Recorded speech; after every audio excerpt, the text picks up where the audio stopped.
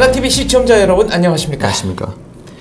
북한에서 벌어지는 일을 입체적으로 조망해보는 뉴스 배나보도 6번째 시간입니다. 오늘도 이성주 씨 모셨습니다. 네, 안녕하십니까? 9월 3일이었죠. 북한이 6차 핵실험을 했습니다. 수소폭탄 실험이라고 공언을 했는데요. 네. 이른바 국제사회가 그어놨던 레드라인, 네. 절대로 넘지 말아야 하는 레드라인을 넘어선 겁니다.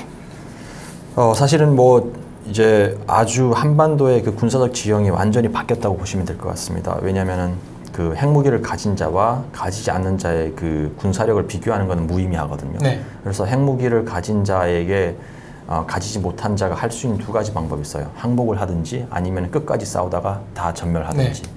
그렇기 때문에 북한이 사실상은 한국에 비해서 군사적 우위가 있다고 저는 우위가 이제 생겼다고 저는 그렇게 봅니다. 네, 이제 재래식 전력은 그렇죠. 의미가 없어진 거죠. 네. 이러한 상황에서 그러면은 저희가 좀 생각을 해봐야 되는 것이, 그러면 북한이 핵을 가졌고 이러한 상황 속에서 북한이 어떤 카드를 갖고 있느냐, 북한을 향해서, 그리고 한국이 또 어떤 카드를 갖고 있느냐, 이거를 좀 저희가 볼 필요가 있을 것 같아요. 네. 그 북한이 지금 수소폭탄을 지금 가지고 있잖아요. 이런 상황에서 미국이 쓸 수 있는 카드와 한국이 쓸 수 있는 카드를 저희가 좀 알아봐야 할 것 같아요. 첫 번째, 미국이 쓸 수 있는 카드는 군사적 대응. 네. 군사적 대응은 북한에 아주 그 어마어마한 폭탄을 투하를 해서 아주 그 북한의 핵시설과 미사일 기지, 중요 시설을 파괴를 해버리는 거죠. 네, 아니면 순회부만 제거하는 참수작전을 그렇죠. 하든지. 그런 것을 하는데, 사실은 저는 이것이 좀 우려되는 것이, 만약 미국이 북한에 공격을 해서 북한에 갖고 있는 그런 핵시설을, 단지를 폭격을 해서 아예 없애버린다 하더라도, 지금 미국의 그 CIA가 분석하기로는 북한이 한 60기의 핵무기를 갖고 있다 그래요. 네.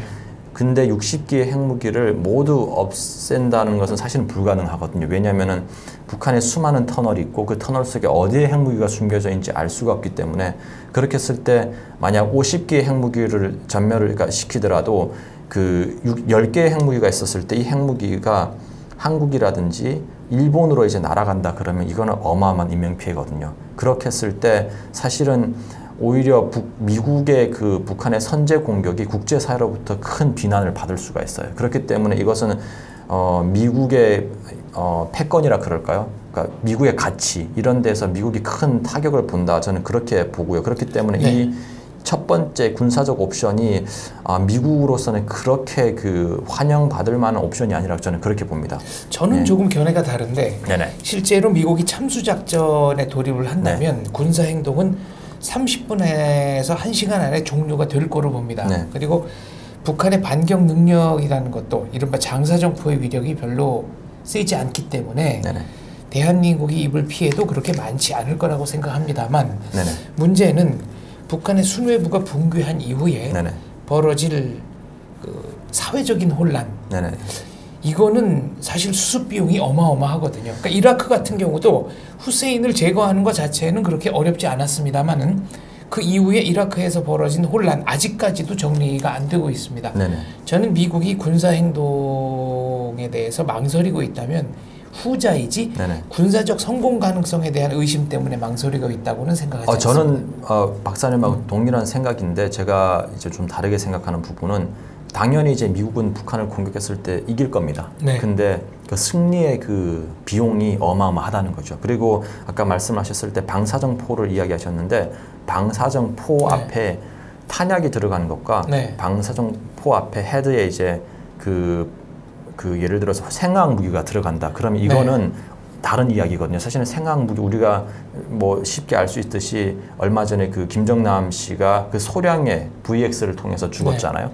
근데 그 워헤드에 거기에 이제 생화학 무기가 북한에서 장착을 하는 게 1kg을 장착을 해서 서울에 쏘고 대전에 쏘고 부산에 쏜다, 그렇게 됐을 때는 사실은 이거는 어마어마한 인명피해를 날 수가 있고, 네. 노동이라든지 그리고 대포동 이런 미사일 같은 경우는 실제로 일본까지는 닿을 수가 있거든요. 그렇게 해서 그렇죠. 그 한 발에 예를 들어서 500kg에, 예를 들어서요, 한 300kg, 200kg의 생화학 무기를 실어가지고 도쿄에 떨어뜨린다 그랬을 때는 일본 전체가 아마 아비규환이 될 겁니다. 그래서 생화학 무기는 가난한 나라의 핵무기라고 불리는, 사실 그렇죠, 국제적으로는 사용 금지입니다만 북한이 그걸 안 쓴다는 보장은 없습니다. 그럼요. 그렇기 때문에 제가 우려를 하는 것은 뭐 핵무기를 다 없앤다 해도 만약 생화학 무기를 못 없었을 때는 북한의 반격에 의해서 수많은 사람들이 아마 목숨을 잃지 않을까 그렇게 보기 때문에 저는 이 군사적 옵션 그리고 아까 또 말씀하신 것이 그 참수작전 이야기를 하셨는데 그 북한의 그 메커니즘을 보면은 북한 김일성, 김정은의 동향을 파악하는 것은요 하루 전, 이틀 전이 아니라 심지어 몇십 분 전, 몇 분 전에 돼야 김정일이가 어느 동향으로 간다는 알 수가 있거든요. 그리고 그 동선도 자주 바뀌어요. 그렇기 때문에 우리가 알 수 있듯이 오사마 빈 라덴, 후세인, 뭐 오사마 빈 라덴을 저희가 추적하는데 수많은 시간이 걸렸거든요. 그것도 사막이에요. 네. 그리고 허벌판이고. 근데 북한 같은 경우는 산악 지역이기 때문에 숨어 들어간다 했을 때, 그리고 특히 땅굴로 들어간다 했을 때 이것은 김정은을 찾아내기가 쉽지가 않다. 그렇기 때문에 오히려 섣부른 이제 그 참수 작전이 오히려 북한의 더 큰 반격을 이제 불러올 수 있다. 그렇게 저는 보기 때문에 군사적 대응이 미국도 이렇게 뭐 공언을 했듯이 우리가 군사적 대응은 정말 최악의 경우를 상정한다. 이렇게 이야기했듯이 군사적 대응은 지금 상황에서 쓸 수 있는 가장 가장 합리적인 옵션이 아니다. 저는 그렇게 봅니다. 네, 예. 저는 군사적 성공 가능성은 높지만 네네. 그 이후에 사회적 그 혼란까지 수습하는 비용을 따진다면 승전 비용이 네네. 생각보다 많이 들 거다라는 데는 동의합니다. 네네. 그리고 두 번째는 그 미국이 쓸 수 있는 그 카드가 요격이거든요. 미국으로 날아오는 또 뭐 일본으로 날아가는 이런 미사일들을 요격을 하는 건데 사실은 뭐 미국에서 이야기하는 건 사드가 뭐 100%의 뭐 거의 100%에 가까운 성공률을 갖고 있다, 명중률을 갖고 있다 하는데 사실은 이것은 어떻게 하냐면 발사 근원지를 알고 있는 거예요. 예를 들어서 미국의 이제 함대에서 미사일을 발사를 해서 발사한 것을 이제 사드로 맞춘 건데 알고 있기 때문에 이거는 요격이 쉬워요. 근데 북한 같은 경우는 어디서 발사하는지도 모르고 어느 몇 분 몇 초에 그러니까 시각도 모르고 그리고 한 발만 발사하는 게 아니라 여러 발 동시다발적으로 발사했을 때 만약 미국이 북한에서 날아오는 미사일을 한 발이라도 요격을 못했다가 다 10발이 날아오는데 예를 들어서 8발은 맞추고 2발은 못 맞췄다. 이렇게 됐을 때는 사실은 이거는 그 트럼프 대통령이 갖게 될 국내적인 압박이 저는 크다고 보거든요. 왜냐하면은 그 미국의 혈세가 3천억 불이 이제 요격 시스템 개발비로 쓰였거든요. 쓰였죠. 그러면은 만약 포탄을 하나라도 못 맞춰가지고 그러니까 하나라도 이제 그러니까 다 맞췄는데 하나를 못 맞춰서 그 포탄이 뭐 미국 영토의 괌이나 뭐 이런데 떨어져서 인명 피해가 났다 했을 때는 사실은 그 미국 국민들이 아마 항의를 할 거예요. 우리의 3천억 불 세금을 써서 했는데 그것도 못 막았냐. 그렇게 했을 때 사실은 트럼프 대통령이 지금 힘들어하고 있는 이유가 뭐 물론 그 러시아 파일도 있고 또 그리고 허리케인 때문에 그 국내적인 그런 어려움도 있고 있는데 만약 이것까지 이제 불거진다 그러면 사실은 트럼프 대통령 같은 경우는 정말 정치적으로 어려운 그런 국면에 처하게 된다. 그렇기 때문에 네. 요격도 참 저는 좀 어렵다라고 저는 그렇게 보거든요. 그러니까 요격은 하겠죠. 근데 이제 섣불리 하는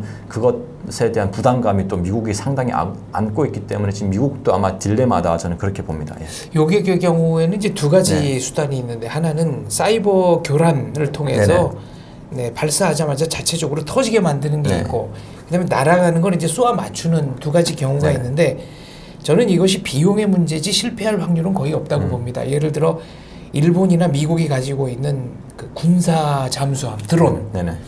그러니까 무인 잠수함이니까 계속 머물러 있을 네네. 수 있거든요. 이거를 북한 그 인근 해에 자망을 시켜놓고 날아가는 정보를 빨리빨리 캐치할 수 있게 된다는 거죠. 만약에 이제 그런 작전을 한다면 네네. 비용 문제입니다만 다만 여기서 제가 걱정하는 것은 미국과 일본은 북한의 발사체를 일일이 잡아낼 수 있을 만한 정보력이 있습니다. 대한민국이 그런 능력이 없다는 거죠. 여기서 일본과 미국과의 협조 불가피한 이유가 이런 거 아닐까요? 그러니까 사실 저는 이제 뭐 미국이 아무리 이제 정보가 뛰어나고 일본이 그 정보 능력이 뛰어난다 해도 북한의 그 핵 무기를 저는 일일이 잡아 못 낸다고 보는 것이 고정 발사대에서 이제 발사하는 미사일 같은 건 당연히 잡아내겠죠. 근데 그 이동 발사대에다 실어가지고 땅굴에 그러니까 뭐 갱도에 숨어 있다가 나와서 그리고 발사하는 이런 거 같은 경우는 사실은 수분 내에 이루어지는 거거든요. 그렇게 했을 때 아무리 북한을 손바닥처럼 본다고 해도 예를 들어서 날씨가 안 좋은 날, 네. 뭐 구름이 꼈다. 그리고 또 이제 산악 지역이어가지고 이제 그 위성의 그 각도가 사진이 거기를 잘 못 비춘다 했을 때는 충분히 저는 구멍이 있다고 보거든요. 그렇게 했을 때 이것을 참 모두 탐지를 할 수 있을까 했을 땐 조금 저는 이제 회의적이다라고 네. 저는 이제 보는 입장이고요. 그 탐지 비용 아까 제가 말씀드린 예컨대 이제 그 드론 잠수함을 네네. 쓰는 경우 그러면 그 비용 자체가 어마어마할 겁니다. 그쵸, 예. 24시간 감시체들을 그렇죠, 예. 작동해야 되니까요. 그런 문제는 네. 분명히 있습니다. 그리고 세 번째 카드가 저희가 볼 수 있는 것이 무시 정책이거든요. 그러니까 지금까지 네. 그 오바마 정부 때 해왔죠. 그러니까 북한이 이제 그 전략적 인내. 그렇죠. 그러니까 네. 그 북한이 뭐 미사일을 쏘고 뭐 이런 걸 한다 해도 국제적으로 이제 뭐 유엔을 통해서 압박을 가했지. 북한하고 이제 대화도 안 하고 무시 전략을 썼는데 사실은 무시 전략도 지금 미국이 이미 트럼프 대통령이 Fire and Fury라고 공언을 해버렸어요. 근데 이제 이번에 북한이 다시 ICBM을 발사를 했을 때 미국이 북한을 무시한다 했을 때는 트럼프 대통령 스스로가 자기 공언을 저버린 셈이 되거든요. 식언을 해야 되는 그렇죠. 문제가 예, 있습니다. 그런 문제가 있기 때문에 사실은 무시하기도 정말 어렵다. 그렇게 했을 때 미국이 갖고 있는 그런 세계 카드, 군사적 대응과 요격과 그리고 군사적 무시 대응 자체가 참 미국도 지금 딜레마가 아닌가 저는 그렇게 지금 분석을 하고 있습니다. 그래서 뭐 많은 학자분들 같은 경우도 미국이 공격을 해야 된다 아니면 미국이 대화를 해야 된다 이렇게 지금 대화와 공격이 지금 계속 싸우고 있는데 이런 상황 속에서 제 식견으로는 저는 사실은 답이 없습니다. 그래서 제가 이렇게 이야기하는 이유는 이것을 시청하는 시청자분들께서 정말 다양한 정보를 공격이 맞는지 아니 대화가 맞는지를 보시고 그리고 시청자분들께서 자기네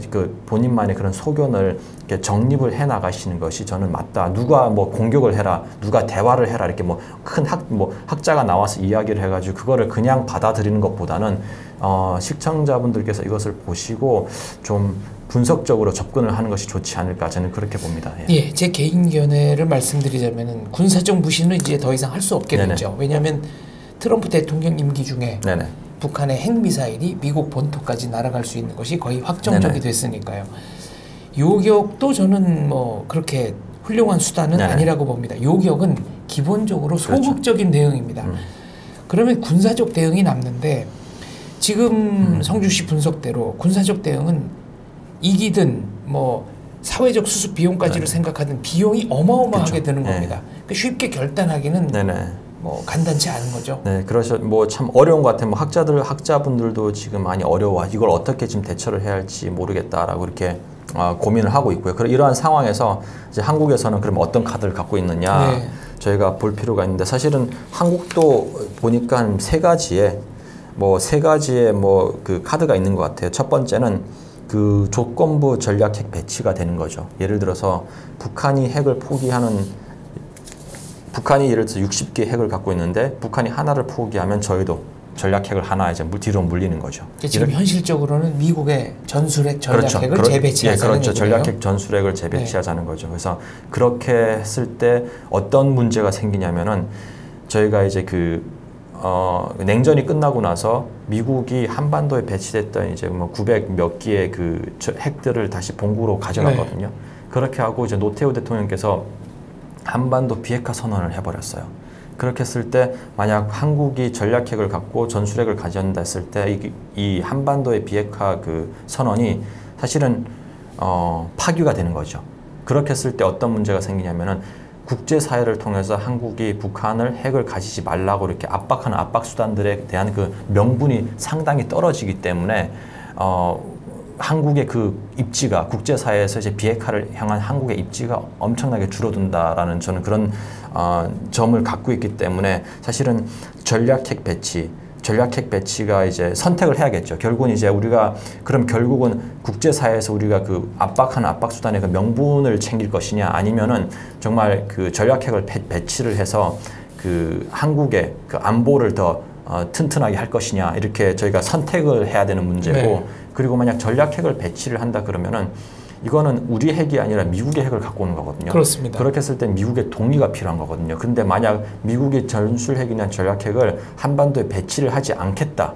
그렇게 된다 그러면은 이 카드는 이제 우리가 쓸 수 없는 카드가 그렇죠. 되는 거죠. 예. 결정권이 우리한테 있는 카드가 그렇죠. 아니라는 예. 겁니다. 그리고 뭐 미국에서도 지금 미국 국방부나 뭐 이런 국무성 이런 데서도 전략핵을 한국의 전략핵을 미국의 전략핵이 한반도에 들어가는 것은 이제 바람직한 그런 뭐 방법이 아니다라고 이제 이미 이야기를 했기 때문에 사실은 이 카드도 저희가 지금 단계에서 생각하기 어렵다 저는 그렇게 또 보고요. 근데 저희가 이것을 뭐 미국의 태도는 저희가 충분히 바꿀 수 있는 또 저희가 전략적인 뭐랄까요? 협상과 설득을 통해서 전략적인 그런 카드가 있다고 보는 것이 예를 들어서 그렇게 할 수가 있어요. 그러면은 미국이 만약 전략핵을 배치를 안 주겠다 그러면은 우리 스스로가 핵을 개발을 하겠다. 그렇게 됐을 때는 어떤 또 문제가 생기냐면은 만약 핵을 개발한다 했을 때 첫 번째 당연히 한반도의 비핵화 선언을 깨는 거고요. 그리고 핵을 개발하기 위해서는 NPT를 탈퇴를 해야 되거든요. 네, 핵 확산 금지 조약. 그렇죠. 네. 그러니까 NPT를 탈퇴를 한다 했을 때는 조항이 있어요. 10항에 보면은 국가의 그 생존권이 현저하게 침해되는 상황 속에서는 NPT를 탈퇴할 수가 있다 했는데 네. 그러면 지금 이 상황을 국가의 그 존립이 어렵다. 그리고 국가의 그 안보가 아주 위태롭다라는 그런 상황으로 보느냐 했을 때는 사실은 학자들마다 조금 견해가 달라요. 그리고 또 네. 지금 정부도 이야기하는 것이 뭐 외교부 장관께서 이야기했듯이 아직까지는 그런 상황이 아니다라고 이렇게 또 이야기를 하시더라고요. 그래서 오히려 일본과 미국은 사태를 엄중하게 보고 그렇죠. 네. 우리는 상대적으로 한국은 좀 상대적으로 네. 이 사태를 그냥 좀 안이하게 보는 입장이 좀 있다. 저는 그렇게 봅니다. 예. 그러나 수소폭탄이라는 것은 북한이 이전에 실험했던 핵폭탄과는 이 질이 다른 겁니다. 어떻게 보면은 뭐 조기 축구에서 이제 프로 축구로 올라간 거나 마찬가지로 기술 진보가 된 건데 그러니까 뭐 이게 엄중하지 않다면 그러니까 조기 축구에서 프로 축구라기보다는 이런 것 같아요. 폭발력이나 기술 한국의 이제 초등학교 아이들이 축구를 하는 그 축구 필드하고 영국의 프리미어 네. 이 정도로 보시면 돼요. 그러니까 단순한 폭탄이 아니라 이 폭탄은 정말 무서운 폭탄이에요. 그렇기 때문에 이번에 저희가 위성 사진을 봤을 때도 아예 산이 붕괴가 됐다 그랬잖아요. 이거는 네. 정말 어떤 분들은 100kT를 이제 이야기하는 사람들이 있어요. 이거는 어마어마한 파괴력이거든요. 네. 그렇기 때문에 좀 우리 정부도 사실은 북한이 그 적화 통일이라는 그 야욕을 아직 안 버렸어요. 그렇습니다. 그렇기 때문에 네. 적화 통일이라는 그 통일 정책을 북한이 갖고 있는 이러한 상황 속에서 이러한 집단이 지금 수소폭탄을 가졌다라고 이렇게 봤을 때는 좀 더 엄중하게 이 현실을 바라볼 필요가 있다. 저는 그렇게 보고요. 근데 그럼에도 불구하고 그러면 우리가 전술핵을 배치를 해야 되느냐 했을 때는 좀 뭐랄까요? 미국의 그 선택권이 더 크기 때문에 이거는 카드가 필요. 그럼 우리가 핵 개발을 해야 되거든요. 근데 참 한국이 지금 딜레마인 게 핵을 개발하기 위해서 NPT를 탈퇴를 한다. 그리고 당연히 탈퇴를 할 때 우리가 설득을 해야겠죠. 우리가 이러한 엄중한 안보 상황이기 때문에 우리가 탈퇴를 한다. 그리고 핵을 개발을 한다. 그러면 두 가지 의미가 있어요. 첫 번째는 미국에 보내는 메시지가 크거든요. 그건 뭐냐면은 미국이 지금 추진을 하는 것이 비핵산 체제가 있어요.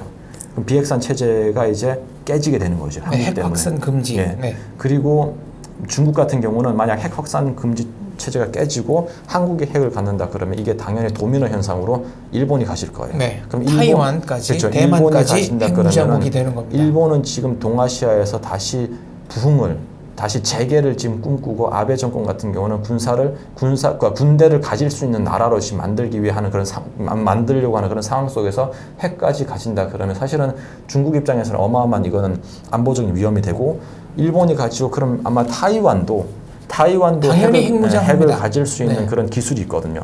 그렇기 때문에 이건 사실은 동북아에 엄청난 혼란을 갖고 있다. 그렇게 저는 보고요. 저는 대한민국이 6개월에서 1년이면 네네. 핵 개발하는 거는 뭐 큰 문제가 없다고 봅니다. 저도, 기술적인 네, 문제는 저도 다 거기에 네. 확실히 동의를 합니다. 근데 네. 한국이 핵을 가졌을 때 이게 국방력만 강하다 해서 그 나라가 큰 나라는 아니거든요. NPT를 탈퇴를 했을 때 만약 국제사회에서 그 경제적 보복 조치라든지 그렇습니다. 네. 그런 것을 한국에 가할 때는 사실은 한국이 먹고 사는 것이 이제 수출을 통해서 먹고 살거든요.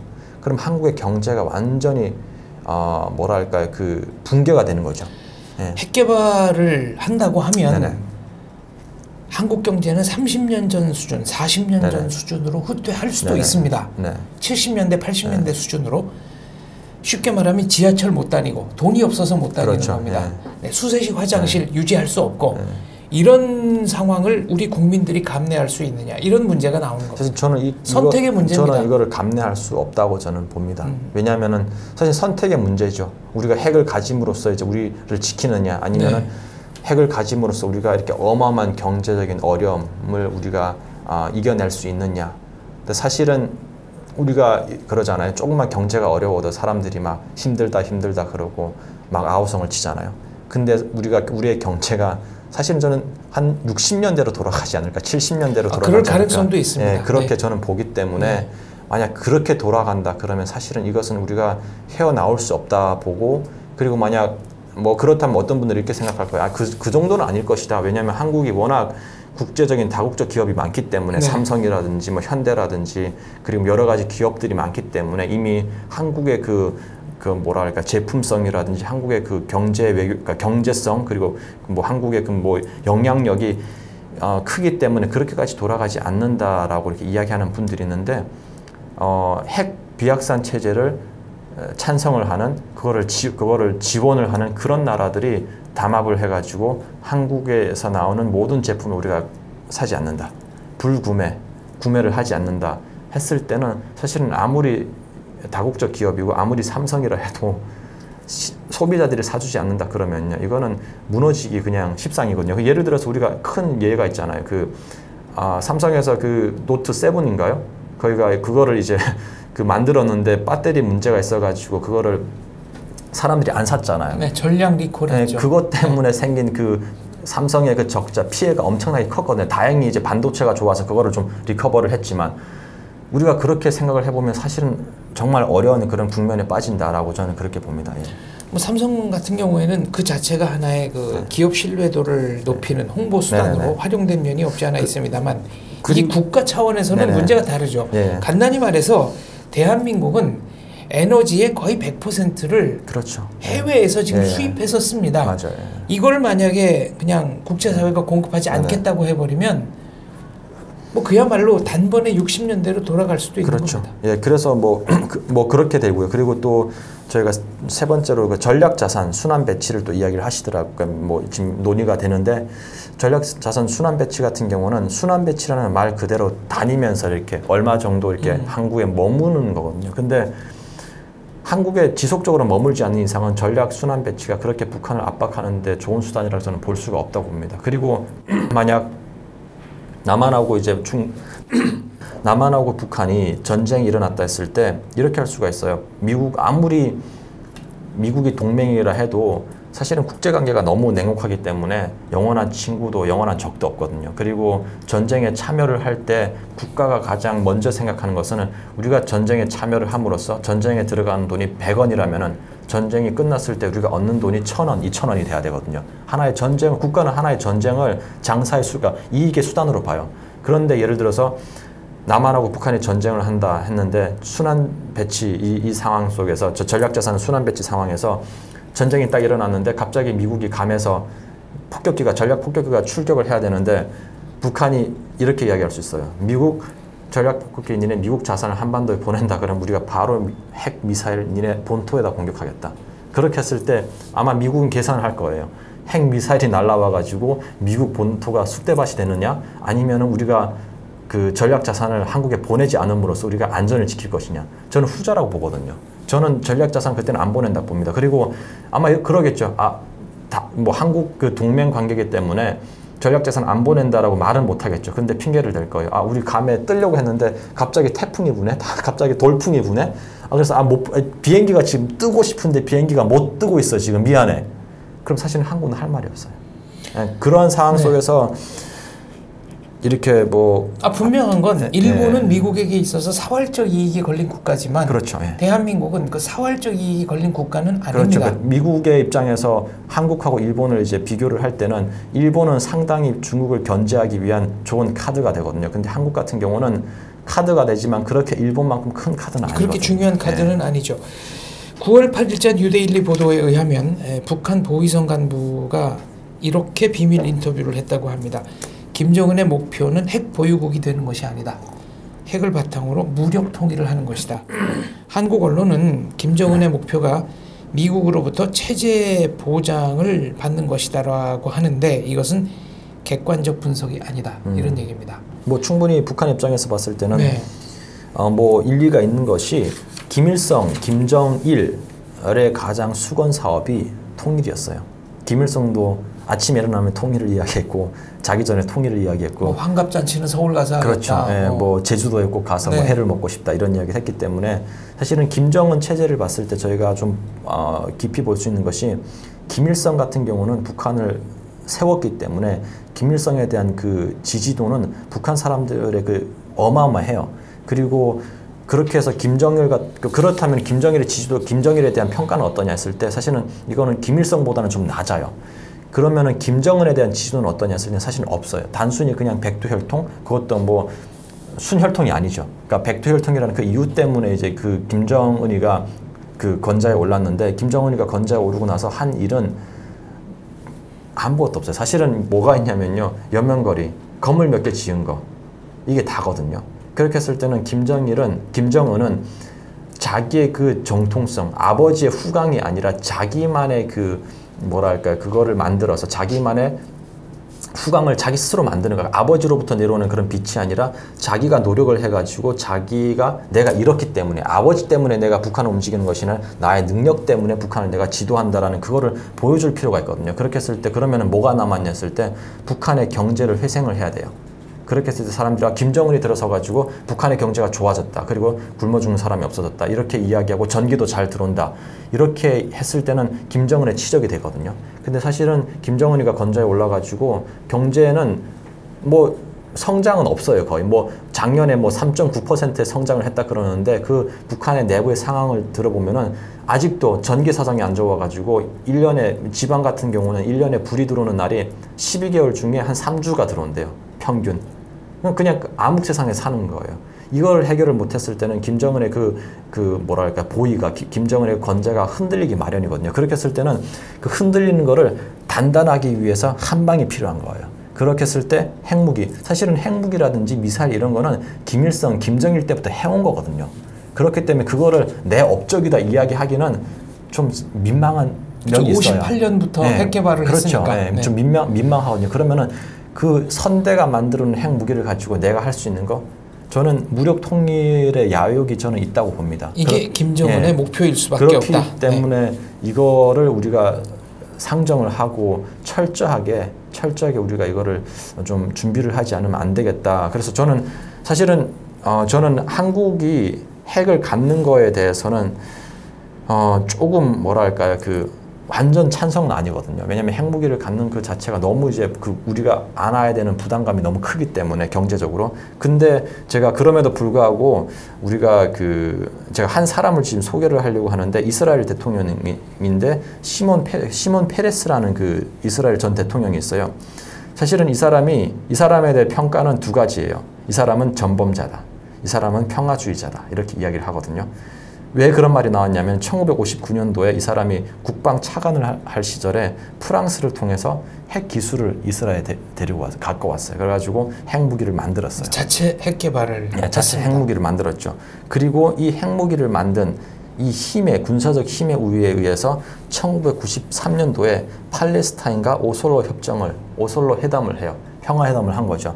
이것 때문에 노벨 평화상을 받아요, 이 사람이. 그러니까 결국 우리가 여기서 배울 수 있는 그것은 무엇이냐면은 결국은 우리가 핵을 갖던 아니면은 뭐 핵에 대적할 만한 그런 어마어마한 그런 무기 체계를 갖던 했을 때 결국은 우리가 북한하고 이야기함에 있어서 국방력을 좀 더 강화시키고 국방력의 힘에 의해서 이야기할 때만이 그 회담이라든지 협상이 가능하다라고 이제 저는 생각을 하고요. 그럼에도 불구하고 우리가 핵을 갖자 이렇게 얘기했을 때는 참 그러자라고 이렇게 쉽게 말할 수가 참 없을 것 같아요. 저는. 방법은 항복하거나 자체 핵 개발을 하거나 아니면 핵이 있는 나라와 동맹을 강화하거나 뭐 세 가지뿐이죠. 그렇죠. 선택이 네. 여기서 우리가 선택을 해야겠죠. 예. 6.25 때 그 휴전회담에 참석했었던 터너 제독이 쓴 책이 있습니다. 공산주의자는 어떻게 협상하는가? 네네. How to Negotiate Communist. 국내 번역본이 나와 있는데요. 네네.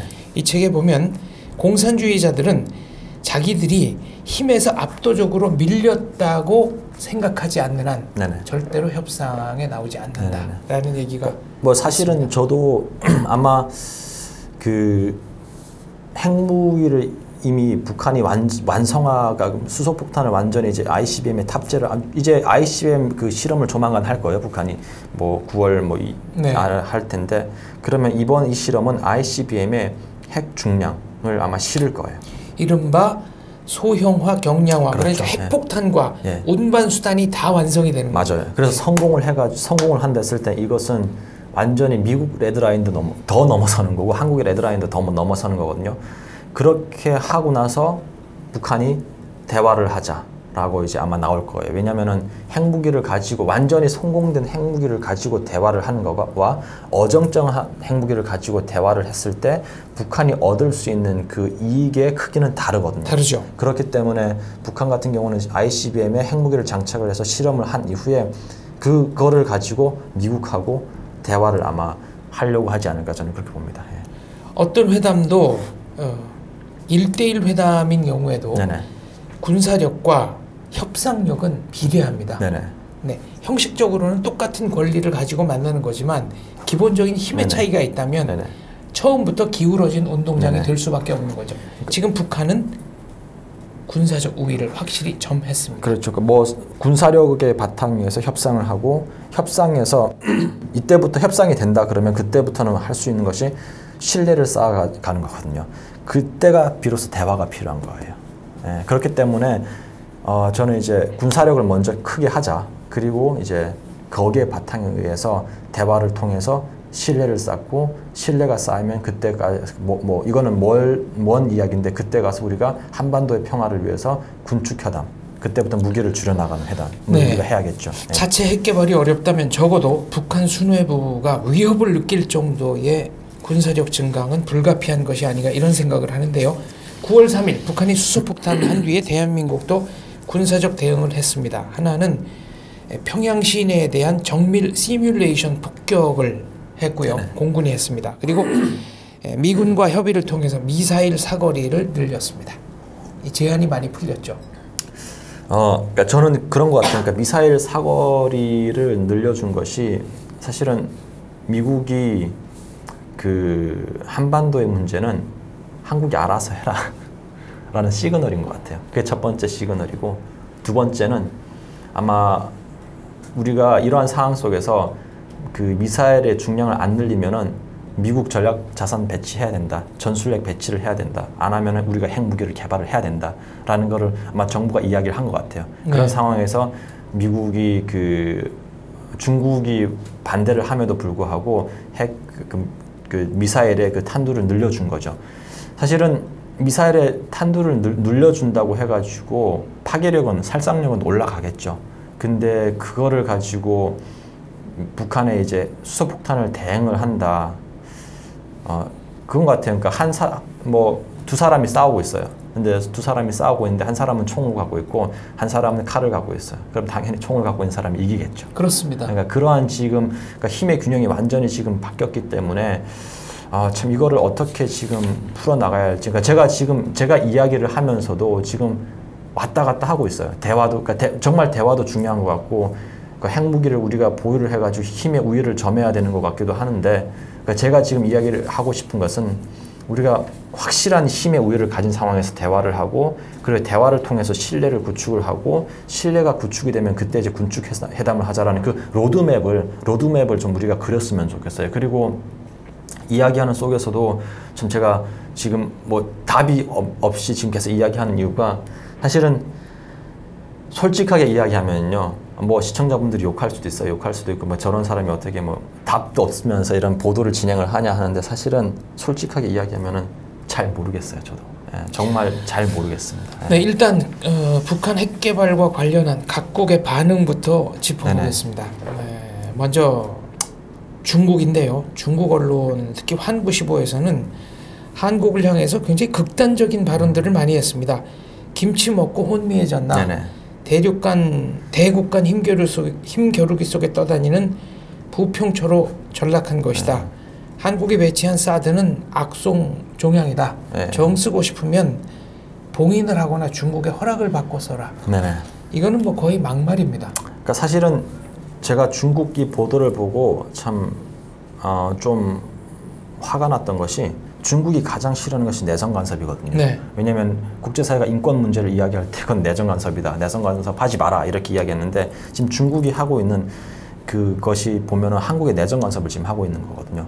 이렇게 봤을 때는 사실은 이것은 대국으로서의 그 취해야 할 태도가 저는 아니라 보고요. 그리고 한국시보는 중국의 관영 매체고 네. 중국 공산당의 입이라고 보시면 되거든요. 근데 북한의 조선중앙방송하고 똑같은 표현을 하잖아요. 정말 참 김치 먹고 뭐 혼미해졌나 이거 같은 개구리 된다. 뭐 이런 개구리 된다 네. 이런 표현을 듣는데 참 이것은 대국으로서의 그 뭐랄까요 처세가 아니다라고 저는 그렇게 보고요. 네. 참 예. 한로 정상회담에서 우리 측이 북한에 대한 유류 공급 중단해 달라고 요청했습니다. 네네. 푸틴 대통령은 북한의 탄도미사일의 그 도발 위협 수준은 그렇게 높지 않다. 네. 사실상 거절 의사를 밝힌 네네. 겁니다. 일본 언론에서는 후지 TV가 9월 7일 날 보도를 했습니다. 트럼프 대통령과 아베 수상과의 전화 통화에서 트럼프 대통령이 한국이 북한에게 대화를 구걸한다. 한국이 거지같이 군다. 네네. 이런 말이 오갔다라고 하면서도 막상 어디서 취재를 했느냐, 트럼프 대통령이 쓸 원문이 뭐냐에 대해서는 확인을 해주지 않았습니다. 그렇죠. 예. 그러니까 사실은 저는 지금 이러한 그 발언들이 사실은 전쟁이라는 것은 되게 우발적인 상황에서 일어나는 거거든요. 그리고 상대를 이제 잘못 이제 이해를 하고 일어나는 상황들이 상당히 많은데, 그러니까 이러한 발언들이 자칫하면 우발적인 전쟁을 일으킬 수 있는 가능성이 저는 있다고 보고요. 그리고 러시아나 중국 같은 경우는 지금 완전히 지금 러시아나 중국 같은 경우는 항상 국가적인 그 안보 전략이 미국의 태평양, 그러니까 동북아에서 미국의 힘이 계속 커지는 것을 막는 것이거든요. 네. 그렇기 때문에 중국이 지금 우려하는 것이 사드가 들어오는 것을 지금 반대하고 있고, 그리고 러시아 같은 경우도 그 북한의 핵에 대해서, 미사일에 대해서는 이건 위협이 안 된다라고 이야기하는 이유가 무엇이냐면은 러시아는 사실은 미국을 향해서 이야기를 하지 못하는 그런 이야기를 지금 북한이 해주거든요. 북한이 해주기 때문에 굳이 네. 북한을 반대할 이유가 저는 없다고 봅니다. 예. 이 후지TV 뉴스가 문제가 되니까 후지TV 측은 정확한 소스에 의해서 취재를 한 것이다. 예, 오보가 아니다. 예, 대한민국에서 이제 항의를 했습니다. 네네네. 이렇게 답을 했고요. 이 보도에 의하면 미국 측은 누군가 한국 측에 지금 상황이 엄중하다는 것을 좀 알려줬으면 좋겠다. 그래서 네네. 아베 수상이 본인이 그 역할을 자임하겠다고 했다는 겁니다. 네네. 이것이 후지TV의 보도 내용입니다. 네네. 북한은 대한민국을 향해서 논리적 판단력이 완전히 마비된 거 아니냐, 정신감정부터 받아라, 거의 인신공격성의 발언을 했고요. 참 뭐 북한의 그런 뭐 보도라든지 북한의 발언들 같은 경우는 오늘날 일이 아니기 때문에 뭐 사실은 이건 큰 의미를 들 이유가 없다고 저는 보고요. 그래서 그냥 지금 저희가 한국이 해야 되는 것은 뭐랄까 좀 그 냉정함을 가지고, 그리고 사실은 저는 좀 그게 필요한 것 같아요. 그러니까 이게 북한의 핵 실험 그리고 안보라는 것은 여야가 없거든요.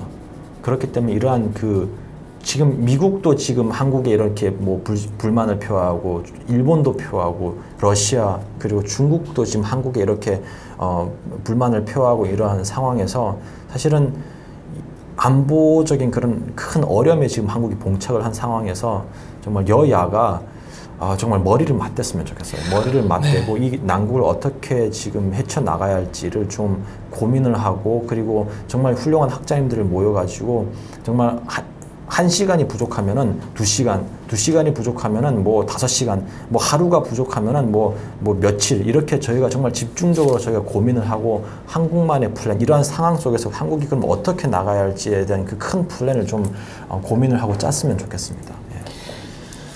네, 9월 11일 유엔 표결이 예정되어 있습니다. 이 얘기 한번 다뤄보겠습니다. 김정은 그리고 김정은의 그 동생 김여정 콕 집어서 제재를 하고요. 북한에 대한 유류 공급, 무역 전면 금지, 국외 노동자 송출 금지를 상정하는 거의 이제 전범급에 해당하는 그렇죠. 제재죠. 네. 9월 11일에 표결이 예정돼 있습니다. 이 밖에도 9월 7일 그 로이터 통신에 따르면 멕시코가 북한 대사를 외교적 기피 인물로 지정해서 72시간 내에 멕시코를 떠나라 추방 명령을 했고요. 9월 9일 고노 일본 외무상은 카타르, 쿠웨이트, 사우디 아라비아, 요르단, 이집트 등 5개국을 순방하면서 북한 노동자를 받아들이지 말라고 요청했습니다. 그러니까 사실은 저희가 이런 방법도 있는 것 같아요. 왜냐하면은 그 국제사회에서 지금 북한이 사실은 유엔 가입국이거든요. 근데 유엔 가입국들은 어떠한 것에 다 동의를 하냐면은 그 국제 평화, 인권 그리고 보호 이런 데에 다 동의를 하고 있어요. 근데 동의를 하고 가입을 하는데 사실은 북한이 지금 가는 것은 아예 이러한 것에 역행을 하고 있거든요.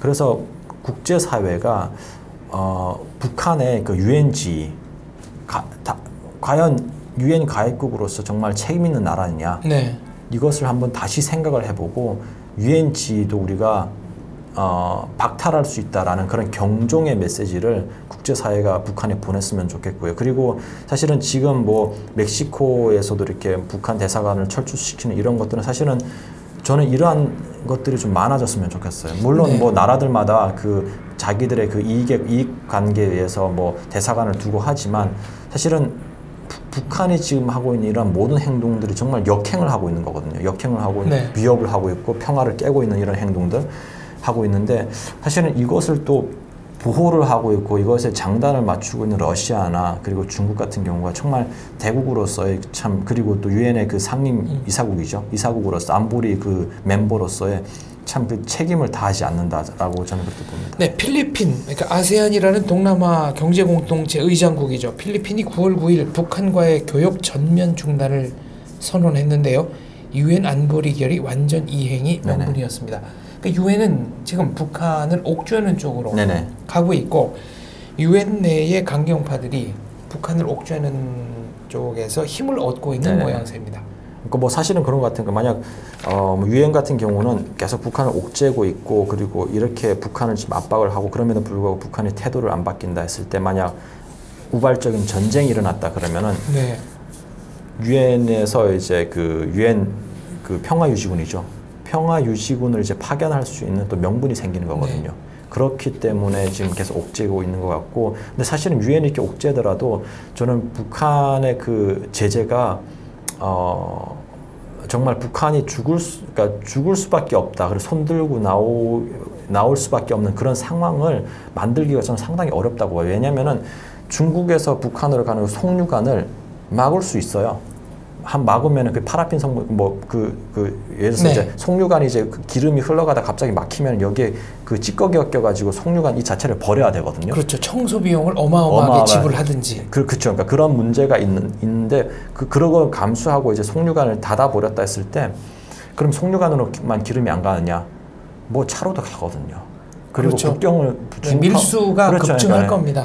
북한하고 이제 중국이 국경을 맞대고 있고 러시아하고 북한이 국경을 맞대고 있기 때문에 원유차가 중국하고 러시아를 왔다 갔다 할 수 있어요. 그리고 뭐 겉모습은 뭐 트럭이라도 그걸 개조를 해가지고 그 안에 이제 원유 탱크가 있으면은 충분히 원유는 이제 옮길 수가 있거든요. 그렇기 때문에 정말 그렇게 그러면 왜 중국하고 러시아가 이거를 하냐 했을 때 북한이 자기들이 미국을 향해서 이제 하고 싶은 그런 말들을 지금 아까 러시아나 중국이 미국을 향해서 하고 싶은 말들을 북한이 정말 잘해주고 있으니까 지금 북한의 카드가 상당히 좋은 거예요. 이 러시아나 중국한테 입장에서는.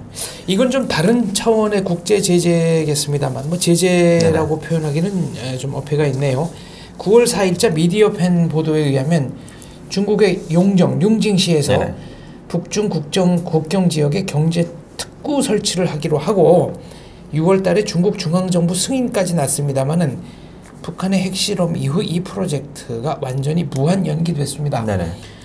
지난번에 그 홍수가 났었던 곳이죠. 회령시 망향동 인근 농지에 북중 합작 경제 특구를 만들자는 프로젝트였습니다. 네네. 사실 뭐 이거 같은 경우는 지금 뭐 무한 연기가 됐다고 하는데 중국이 지금 간망세를 보는 것 같아요. 왜냐하면 네. 이러한 상황 속에서 북한하고 협력을 한다. 그러면은 아무래도 국제적인 비난을 받기 때문에 말론 무한 연기지만 네. 이런 상황이 해결이 된다. 그러면 사실은 중국이 원하는 것은 그 북한의 싼 노동력이에요. 그렇기 때문에 여기에 이제 북한하고 중국 간의 그 무역 특구를 만들어서 네. 중국이 하고 있는 이런 예를 들어서 뭐 옷을 만든다든지 이런 뭐 수공업들 같은 경우는 사실은 북한 주민들이 잘하거든요. 손재간이 좋아서. 그렇기 때문에 그리고 또 임금도 싸고 하기 때문에 중국하고 북한의 그 이익이 맞아 떨어지면 이것은 언제든지 저는 다시 재개를 한다라고 저는 그렇게 보고 있습니다. 예. 문제는 유엔 제재가 통과가 되면 북한 노동자들을 쓰는 모든 제품 네네. 또 북한 내에서 생산된 모든 제품의 국제 거래가 막히는 거니까 네네.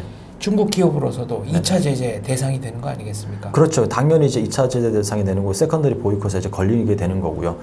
근데 사실은 뭐 세컨더리 보이콧을 한다고 해서 그게 얼마만큼 지켜지느냐 그 문제는 그러니까 하는 것하고 네. 그것이 정말 지켜지는 거는 다른 문제거든요. 미국이 할 수는 있어요. 우리 오늘부터 세컨더리 보이콧 한다 했을 때 그게 그럼 어떻게 지켜지냐?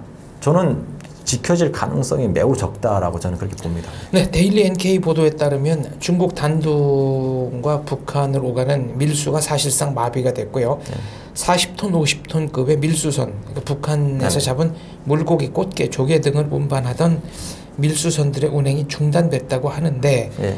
이 정도는 중단이 됐지만 보따리 무역은 예. 사실 중단됐는지 안 됐는지 네네. 뭐 알아볼 방법이 없는 겁니다.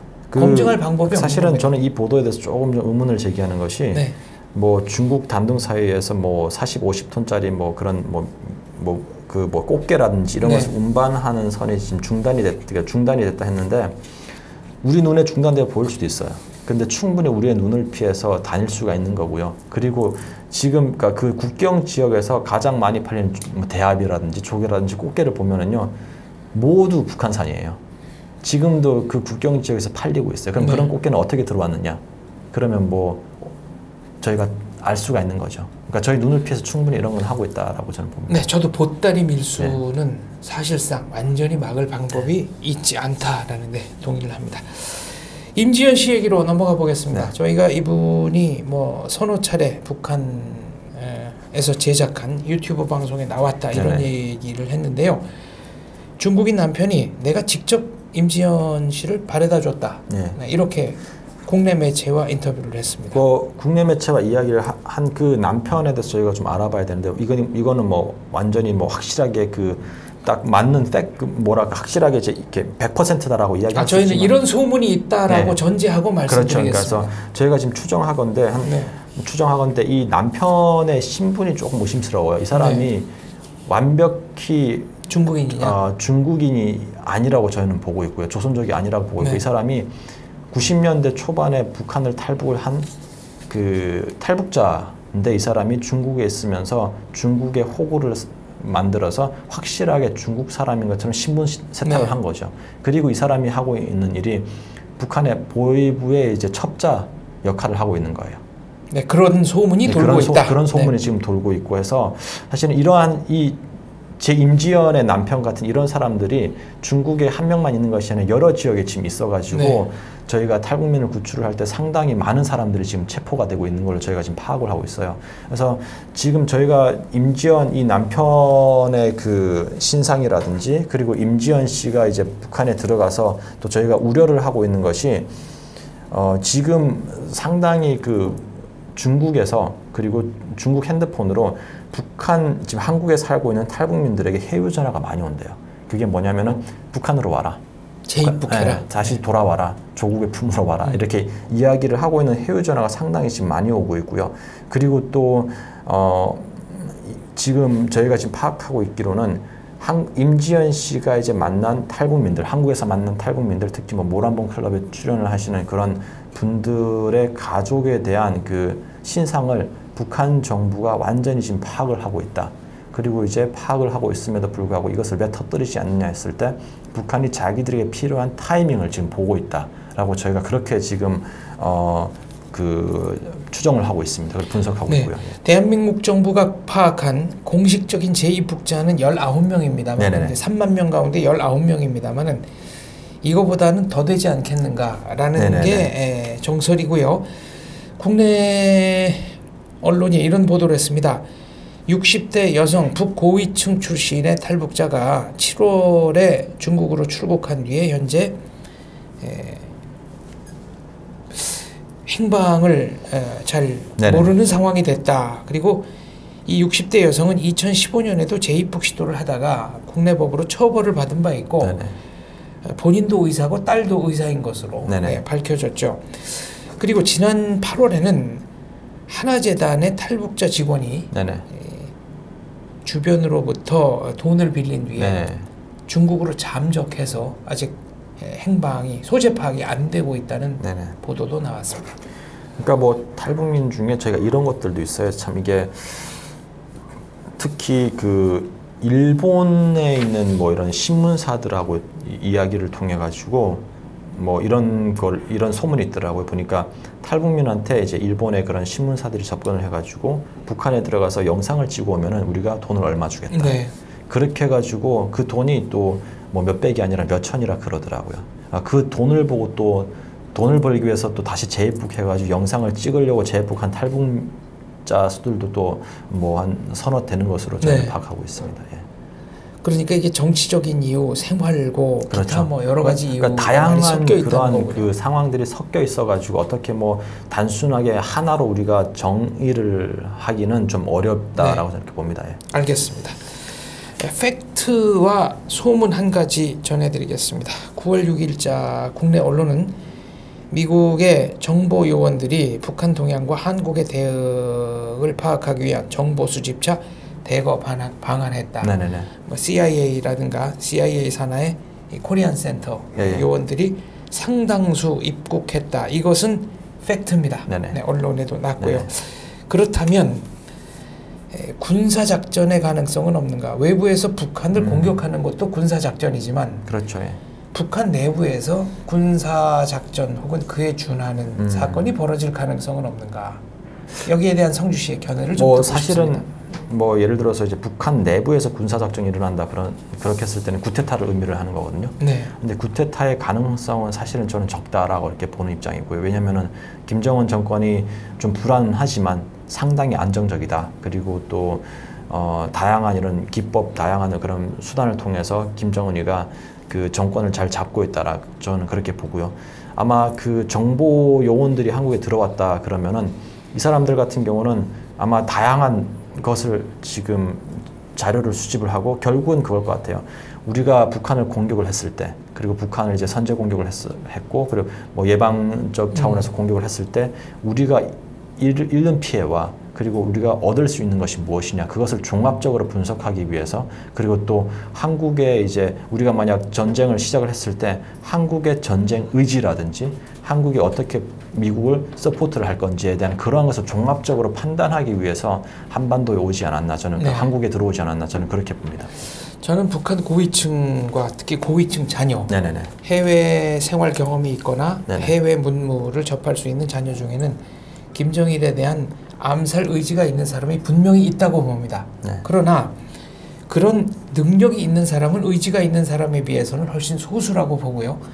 어떤 경우에든 일을 거사를 하고 나서 과연 그 후폭풍을 자기가 감당할 수 있을까? 예를 들어 외부 세력이 김정은 제거라는 거사를 했을 때 외부 세력이 우리를 도와줄 수 있다 라고 한다면 실행 의지나 능력은 좀 더 높아지는 거 아닐까요? 뭐 사실은 뭐 그렇게 충분히 볼 수 있다고 저는 봅니다. 그리고 또 제가 우려를 하는 것은 만약 암살을 할 때 당연히 이제 그 의지가 있겠죠. 그리고 이제 능력이 되겠죠.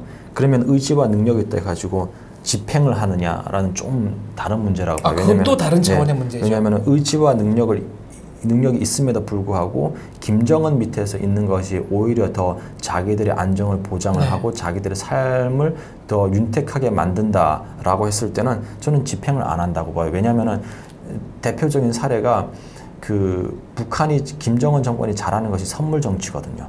예를 들어서 김정은한테 잘하면은 어마어마한 선물과 직책을 주지만 김정은한테 잘못했을 때는 그냥 처참하게 죽여버리거든요. 대표적인 예가 장성택이잖아요. 네. 그러니까 김정은한테 잘못했기 때문에 장성택이 죽었고 장성택이하고 연관이 됐던 3,000명의 사람들이 다 숙청이 됐거든요. 그게 북한에서 쓰는 정말 어마어마한 공포 정치예요. 그렇게 했을 때는 이 사람들이 집행을 했을 때 만약 발각이 됐다 하면은 사실은 외부 사회가 도와준다. 저는 그러니까 미국이나 한국이 김정은을 제거를 하고 나서 제거한 사람들을 도와준다 했을 때 과연 어떻게 도와줄까? 구체적인 플랜을 이 사람들한테 제공을 못한다 했을 때는 저는 쉽게 일어나지 않는다고 봅니다. 그리고 이 사람들 같은 경우는 오랫동안 북한 정권에 이제 붙어서 자기들의 삶을 영위를 해왔기 때문에 북한 정권이 없어진다고 하는 것은 일종의 자기 삶도 없어진다라고 이 사람들이 인지를 한다고 저는 보거든요. 왜냐하면 한마디로 말해서는 정치적 생명체, 정치적 사회, 정치적 경제적 공동체가 된 거죠. 이 사람들은. 그렇기 때문에 그런 가능성은 저는 좀 희박하지 않나 저는 그렇게 봅니다. 예. 거사 이후에 예. 본인들의 네네. 그 신변 안전이라든가 네네. 기타 이런 것이 보장이 된다면 어떻겠습니까? 거사 이후에 신변이 보장된다 했을 때 이런 문제가 생기는 거다. 그러면은 신변 보장 네. 했을 때 신변 보장뿐만 아니라 사회 경제적 부를 줄 수 있느냐. 네. 이것까지 우리가 이야기를 해야 되거든요. 그러면은 사회 경제적 부를 준다는 것은 이 사람이 사회적 지위라든지 경제적 지위라든지 또 나아가서 정치적 지위. 네. 그럼 이런 것도 있어요. 예를 들어서 이분들한테 김정은을 죽여라. 그리고 우리가 너희가 죽이면 거사가 성공하면 너희들에게 우리가 북한을 통치할 수 있는 권한을 주겠다. 그리고 서서히 우리와 통일을 하자. 이렇게 만약 제안을 한다 그러면은 만약 김정은을 죽이고 이 사람들이 권좌에 올렸다 그러면 이 사람들의 정통성이 없어요. 김정은이 그나마 지금 권좌를 지키고 있는 것은 백두혈통이고 할아버지와 아버지의 후광 때문이거든요. 근데 이 사람들이 그 후광을 지우고 내가 이제부터 북한을 차지해서 지키겠다 했을 때 과연 북한 주민들로부터 그 정통성을 받아낼 수 있는지 북한 주민들로부터 환영을 받을 수 있는지 이 문제는 사실 우리가 또 다른 문제라고 보거든요. 백두혈통이라는 것도 사실은 날조된 거 아닙니까? 그렇죠. 백두혈통이라 네. 정권의 정통성을 가지고 있다. 네. 그 백두혈통 자체가 날짜된 것이고 네, 그렇죠. 그렇게 네. 혈연적 정통성을 인정하는 것이 현대 국가냐? 그러니까, 이런 문제가 제기되면 저희가 한국의 입장에서 저희가 그렇게 볼 수가 있지만 북한 내에서 주민들의 입장, 주민들의 입장을 저희가 봐야 한다 보거든요. 왜냐하면 주민들의 입장은 이 사람을 백두혈통으로 인정을 해요. 왜냐하면 할아버지가 김일성이었고 네. 아버지가 김정일이었고 세뇌 교육의 결과. 그렇죠. 그러니까 세뇌 교육의 결과이기 때문에 북한 주민들의 입장에서는 당연히 백두혈통이다 그렇게 보고 있기 때문에 네. 저는 좀 이런 그 암살 그리고 이제 그런 것들이 좀 어렵지 않나 현실적이지 않다라고 저는 그렇게 봅니다. 예. 알겠습니다. 저희가 사실과 네. 소문 그리고 저희의 개인 의견까지 네. 다양하게 섞어서 오늘 방송을 했는데요. 분명히 말씀드리지만 저희는 사실은 사실이다. 네. 소문은 소문이다. 네. 개인 의견은 개인 의견이다라고 미리 말씀드리고 의견을 개진했습니다. 한반도의 경랑이 몰아치고 있습니다. 앞으로 국제사회와 한반도가 어떤 파도에 올라타게 될지는 아무도 알 수 없습니다만 저희는 적어도 그때그때 저희가 할 수 있는 최선의 분석을 하도록 노력하겠습니다. 네, 그리고 또 시청자분들께서 참 이번에 방송은 좀 어려운 것 같아요. 왜냐하면 특히 핵실험이라는 것이 있었기 때문에 그래서 시청자분들께서도 굳이 베나TV를 보고, 그러니까 베나TV만 보고 자신의 그 입장을 이렇게 만드는 것보다는 다양한 소스를 통해서 다양한 방법으로 이런 관련된 네. 그런 정보들을 가지고 시청자분들의 그 생각을 정립을 해나가는 것이 좋을 것 같습니다. 네, 네. 알겠습니다. 베나TV 시청자 여러분, 네. 저희 프로그램만 참조하지 마시고 네. 다양한 매체, 다양한 기사, 다양한 보도 두루두루 접하시고 네. 현명한 판단 내려주시기를 거듭 다시 한번 부탁드립니다. 감사합니다. 감사합니다. 사전 준비한 발표를 한자 한자 읽었어요. 그럼 이거는 트럼프가 한 즉흥적인 거보다 그렇죠. 이게 훨씬 더 그리고 매티스는 말 바꾸는 사람이 아니고 그치.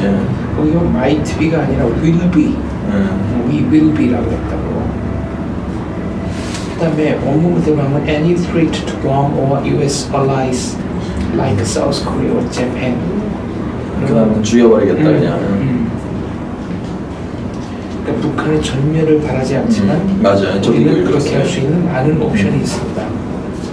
그래서 그 하는 말이 그런 얘기를 하더라고요. 제가 이거를 참 어떻게 해석을 해야 할지